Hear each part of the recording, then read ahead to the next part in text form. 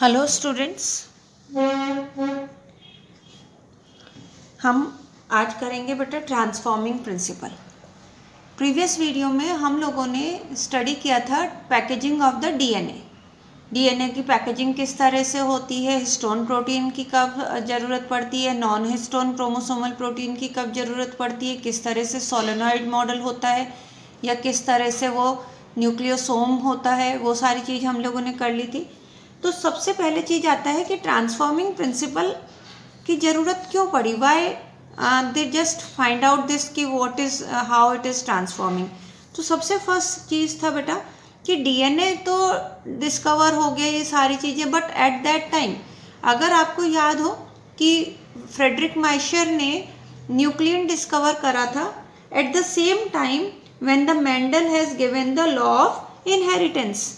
दोनों ने ही 1800 सेंचुरी में डिस्कवर करे थे बेटा, बट फ्रेडरिक माइशर ने ये कहा था कि न्यूक्लियस के अंदर कोई केमिकल सब्सटेंस प्रेजेंट होता है which is called as nuclein, but वो जेनेटिक मटेरियल है या उसमें जेनेटिक मटेरियल कौन सा है वो फाइंड आउट नहीं हो पाया था। तो इवन अगर हम स्टडी करें कि डीएनए जेनेटिक मटेरियल है, उसको भी प्रूव करने में बहुत लंबा समय लग गया।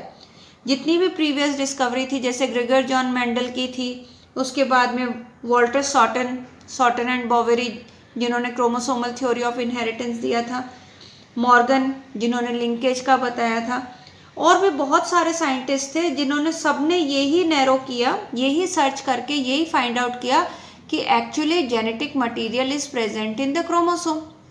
अब हम लोगों ने क्रोमोसोम में तो पढ़ा है कि क्रोमोसोम में तो प्रोटीन भी प्रेजेंट है बेटा, पढ़ा था ना बेटा कि non histone chromosomal protein, histone protein, उसमें डीएनए भी प्रेजेंट है। तो actually which molecule is the genetic material, तो for the search of genetic material, for the search of genetic material transforming principle has been used. तो सबसे first था बेटा इन 1928, ये आपको याद रखना है बेटा, 1928 में फ्रेडरिक ग्रिफ्थ,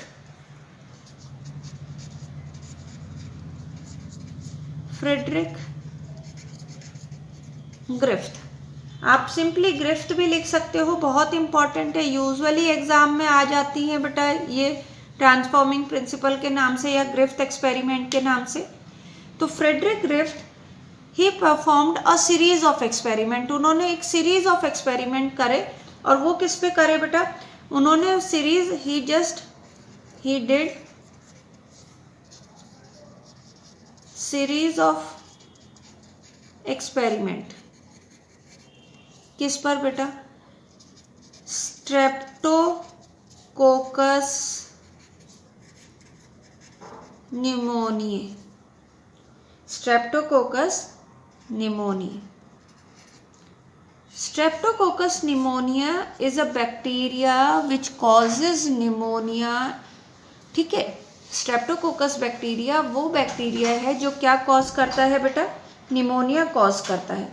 तो सिंपली उन्होंने जब स्टडी कर रहे थे तो he grow it on the culture medium, यानी जब उन्होंने कल्चर प्लेट पर इसको ग्रो करा तो he found out, what he found out, that these bacteria are of two types. यानी हम ये कह सकते हैं कि स्ट्रेप्टोकोकस निमोनिया जो बैक्टीरिया है that is of two type, ये दो टाइप के हैं। One is called as R strain and other is called as S strain. R stand for rough and S stand for smooth.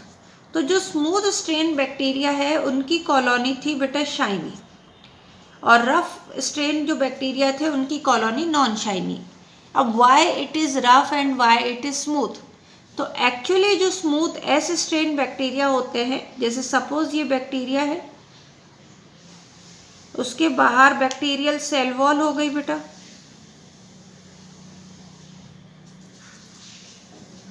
ये bacterial cell wall. अगर इस bacterial cell wall के बाहर एक आउटर लेयर है, capsule है, मैं इसको अलग कलर से बनाती हूँ बेटा। अगर ये अलग कलर से बनाते हैं, ये लेयर प्रेजेंट है, आउटर कैप्सूल प्रेजेंट है, तो इसको कहा जाएगा स्मूथ। और if the bacteria is having only plasma membrane and then the cell wall, तो due to the absence of this capsule it is consider as rough. अब एक और चीज़ ध्यान रखना बेटा, क्योंकि इसके ऊपर कैप्सूल की कवरिंग प्रेजेंट होती है। जब इस पे कैप्सूल की कवरिंग प्रेजेंट होएगी तो इसके ऊपर हमारा इम्यून सिस्टम जल्दी से अटैक नहीं करेगा। ओके, तो ये क्या होगा बेटा, इस स्ट्रेन को कहा जाएगा वायरलेंट। वायरलेंट का मतलब होता है विच कैन कॉज डिजीज, जो क्या कॉज कर सकता है, डिजीज। और ये वाला स्ट्रेन क्या रहेगा, आर स्ट्रेन रहेगा नॉन वायरलेंट। नॉन वायरलेंट मतलब कि which does not causes disease, है ना। Which can cause disease, it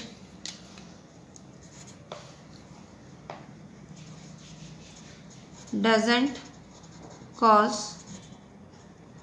disease. Now अब उन्होंने क्या एक्सपेरिमेंट करे बेटा, तो अगर हम उनके एक्सपेरिमेंट लें तो सबसे पहले उन्होंने क्या करा कि एक माइस ली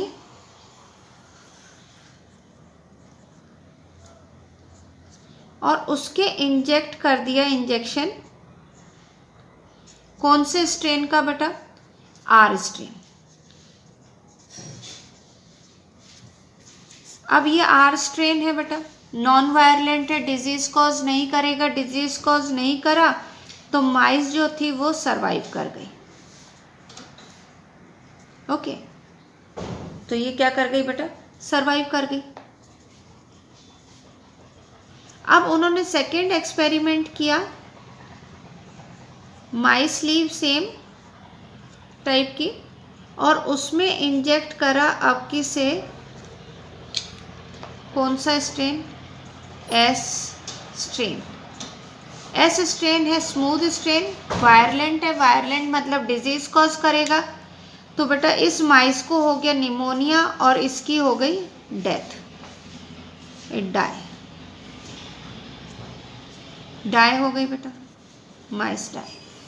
थर्ड, ये तो first second experiment. Third experiment में उन्होंने क्या किया बेटा, फ्रेडरिक ग्रिफ्थ ने, सॉरी ये माइस तो मैं ऑरेंज कलर की ही बनाऊंगी। नाउ ही टुक और नाउ ही इंजेक्ट।